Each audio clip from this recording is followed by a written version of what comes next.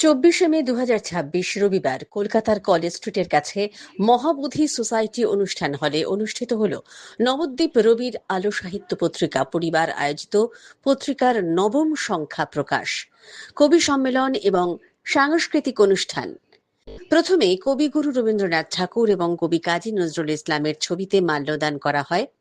রবির আলো সাহিত্য পত্রিকার সভাপতি ত্রিলোচন ভট্টাচার্য প্রদীপ প্রজ্বলন করে অনুষ্ঠানের শুভ সূচনা করেন। স্বাগত ভাষণের মাধ্যমে রবির আলো সাহিত্য পত্রিকা সম্পর্কে তার মূল্যবান কথা তুলে ধরেন। এরপর বিশিষ্ট কবি ঋতীশ রঞ্জন চক্রবর্তী রবির আলো সাহিত্য পত্রিকার নবম সংখ্যার আবরণ উন্মোচন করেন। অনুষ্ঠানে উপস্থিত ৮ জন বিশিষ্ট কবি সাহিত্যিককে রবির আলো সাহিত্য পত্রিকা পরিবারের পক্ষ থেকে মানপত্র এবং মেমেন্টো দিয়ে বিশেষ সম্মানে ভূষিত করা হয়। এছাড়া আরও ৪ জন বিশিষ্ট কবিকে মানপত্র দিয়ে সম্মানিত করা হয়। ৮০ জন কবি তাদের স্বরচিত কবিতা পাঠ করেন। এছাড়া আরও ৪০ জনেরও বেশি শিল্পীরা গান, আবৃত্তি এবং শ্রুতি নাটক পরিবেশন করেন। রাজ্যের বিভিন্ন জেলা থেকে আগত কবি সাহিত্যিক শিল্পীদের আন্তরিক সহযোগিতায় এই অনুষ্ঠানটি সুন্দরভাবে সুসম্পন্ন হয়। দক্ষতার সঙ্গে সমগ্র অনুষ্ঠানটি সঞ্চালনা করেন কবি তাপস রায়। আমি তো অনুষ্ঠানটা প্রতি বছর নবদ্বীপেই করি। আমি দেখি প্রতিবারই সব ছুটে যায় আমাদের নবদ্বীপ। রবির আলো এবার কলকাতাতে আসলো।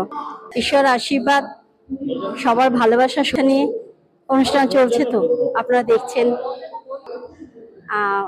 2022 সালে পথ চলা শুরু ছিল। এর আগেও আমি বাস এই সবার আশীর্বাদ চলছে রবির।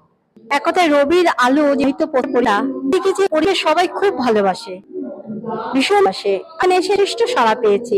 আমি নবদ্বীপ থেকে এটা বুঝেছিলাম যে আমি কলকাতায় সাড়া পাবো। আমাকে কলকাতার বন্ধুরাও বলেছিলেন যে দিদি আপনি তো সবসময় নবদ্বীপে করেন, আপনি একবার কলকাতা অন্তত করুন। তো আমি যথেষ্ট সাড়া পেয়েছি। মানে সেটা তো আপনারা নিজেরাই দেখতে পাচ্ছেন কত লোকের ভিড়। শুধু চেষ্টা করছি যাতে আমরা সবাই রবির আলোর ছত্রছায়া থাকতে পারি, এইটুকুই। হ্যাঁ, প্রায় 180 তো হবেই। আজকে এখানে তো রবির আলোর বই তো প্রকাশ হয়েছে, তারপরে আমার একজন বান্ধবীর বই আজকে এখানে প্রকাশ হয়েছে। এখানে সময় বেশি ভালো লাগে, অসংখ্য মহিলা। আসলে আমি তো নিজে কিভাবে পথ চল নিজে জানি না। আমার যেভাবে সাড়া দেবেন আমি তার অনুমতি নিয়েই তিনি যেভাবে পথ চালাবেন আমি সেইভাবেই পথ চলবো।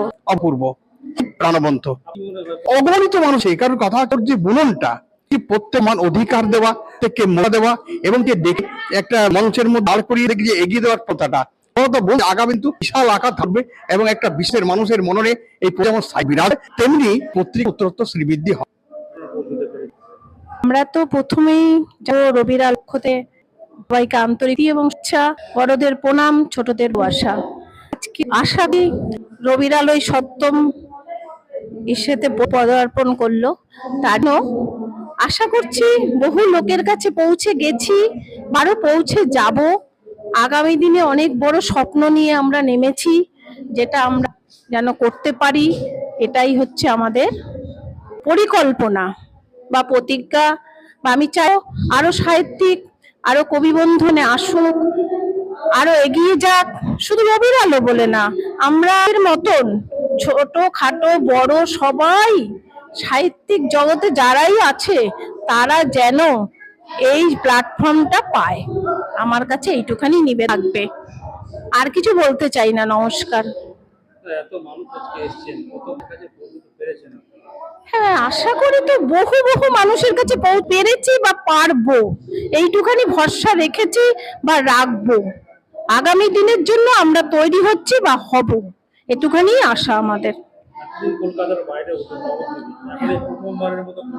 ভীষণ আনন্দ পেয়েছি বা আরো কবি বন্ধুরা এসেছে, তারা অনেকেই সাড়া দিয়ে, আমার তো মনে হয় মানে সদুয়েক লোক তো হয়তো এসে গেছে, মানে সাড়াটা খুব ভালো পেয়েছি। আগামী দিনে যেন আমরা আরো সাড়া পাই, এই রবির আলো পক্ষ থেকে বলবো যে যেন আমরা এগোতে পারি।